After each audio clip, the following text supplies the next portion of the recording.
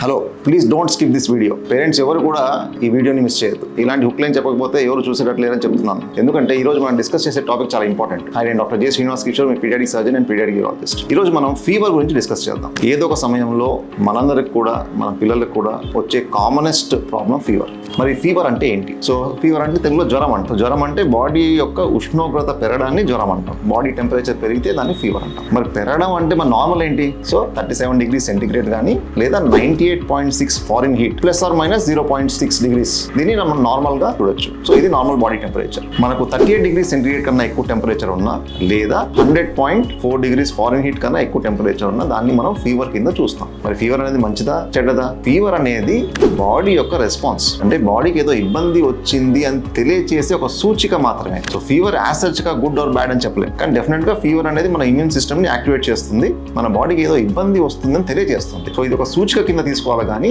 దీన్నే ఒక ఇబ్బంది కింద తీసుకోకూడదు.